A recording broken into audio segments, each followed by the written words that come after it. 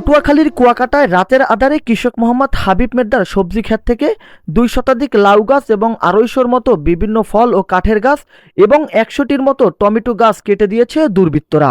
ঘটনাটি ঘটেছে সোমবার দিবাগত রাতের আঁধারে কুয়াকাটা পৌরসভা 4 নং ওয়ার্ড মেলাপাড়া গ্রামে। এতে কৃষক হাবিবের কমপক্ষে 4 লক্ষ টাকার ক্ষতি হয়েছে বলে তিনি আমাদের জানিয়েছেন। প্রায় 70% জমির সবজি গাছসহ বিভিন্ন প্রকার গাছ রাতের আঁধারে শত্রুপক্ষ ধ্বংস করে দিয়েছে। এতে কৃষক পরিবারের পথে বসে গিয়েছে। তবে স্থানীয় আওয়ামী লীগ নেতাকে দোষারোপ করছেন তিনি।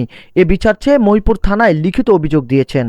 এই অবস্থাতে অর্থাৎ রাত 12টার দিকে আপনার একটু লোকজনের সমাগম ওই পাশে আব্বা মায় আলাপ পাইয়া বাইরে লাইট জ্বালাই দিয়েছে, পরে দেখা ওই দিকে লোক 2-3 দেখা গেছে ওদিকে যাইতেছে আর কি।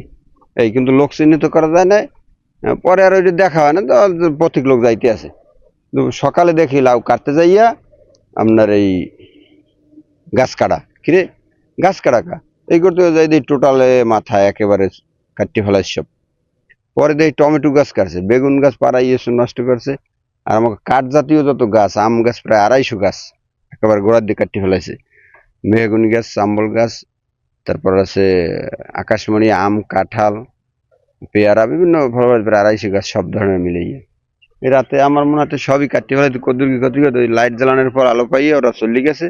আর ক্ষতি একেবারে বড় ক্ষতির হাত থেকে বাঁচছে, তবে আমাদের জানের ঝুঁকি থেকে আমরা আল্লাহ রক্ষা করছে হইতে পারে। বিভিন্ন স্তরের লোকজন সবার কাছে দাবি যাতে করে সুষ্ঠু বিচার চাই, আমার মানে ক্ষতিপূরণ সহ।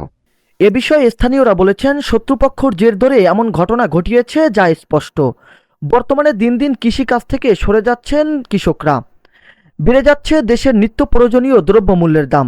এর মধ্যে কৃষকের এই স্বপ্ন যারা নষ্ট করেছেন তাদের কঠোর বিচার হওয়া প্রয়োজন। এটা তো লাগাইটা কারা করলে এটা ক্ষতি দেখা উচিত এবং কঠোর বিচার হওয়া উচিত।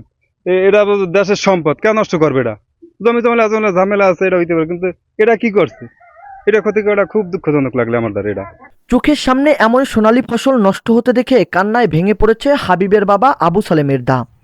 লাউ গাছগুলোতে ফল আসতে শুরু করেছে, ফুটেছে ফুল, যা দেখে একজন কৃষকের মনের স্বপ্নের পূর্ণতা অঙ্ক কষে। সেই স্বপ্ন নিমেষেই রাতের আঁধারে নষ্ট করে দিয়েছে দুর্বৃত্তরা। ভাবতেই কান্না চলে আসে। সন্ধ্যার পরে আমি কিছু লাউ এদিক দিয়ে কাটছি, টানতে পারবো না, এই জন্য টানার দরে কাছেটা হালকা করছি। এরপরে পানি দিয়ে রাত্রে আসিয়া নামাজ পড়তে গেছি, নামাজ পড়ে খেতে গেছি, তাই কাল কোনো যায় না, গাছ কাটে না। এখন এই সকালে আমি লাউ কাটতে গেছি, যাই দেখি কদু গাছ কাটা, পানি পরে আমার গায়ে পানি পড়ছে, পর আমি গাছের দিকে খেয়াল করে দিয়ে এরপর একটিকে কদু থুয়ে আগামরে যাই দেখি গাছ কাটা। সঠিক বিচার চাই, একটা গাছ লাগান যায়, লাগা দিতে পারে একজন মানুষ, একটা মানুষ কাটতে পারে না, উবলিতে পারে না। বেরোন তো আর উবলিত তো আর কঠোর শাস্তি হয় একটা, উনি তো আর যে কোনো সময় একটা মানুষ মারিয়ে দেখতে। আমরা 2জন মানুষ রাত্রে থাকি বা কোনো সময় বেশি থাকি, ঘুমের মানুষ তো মরা মানুষ, রাত্রে তো জব দিয়ে যেতে আমাকে। এ বিষয়ে মোহাম্মদ ইউসুফ গাজীর ছেলে মোহাম্মদ সুলাইমান গাজী বলেন, বিষয়টি একেবারে ভিত্তিহীন এবং মিথ্যা, উল্টো আমাদেরকে হয়রানি করার চেষ্টা। আমাদের খালি আমাদের নামে বদনামগুলো ছড়াইতেছে, এর সাথে আমরা কোনো সম্পৃক্ত না। এখন কাহারা করছে, তারা করছে না বাইরের মানুষ করছে, তারাই ভালো জানে। এ বিষয়ে মহিপুর থানার ভারপ্রাপ্ত কর্মকর্তা ওসি তরিকুল ইসলাম বলেন, লিখিত অভিযোগ পেয়ে ঘটনাস্থলে পুলিশ পাঠিয়েছি, ঘটনার সত্যতা পেলে আইনি ব্যবস্থা নিব। কুয়াকাটা থেকে জাহিদুল ইসলাম জাহিদ, বাংলা ভিশন ডিজিটাল।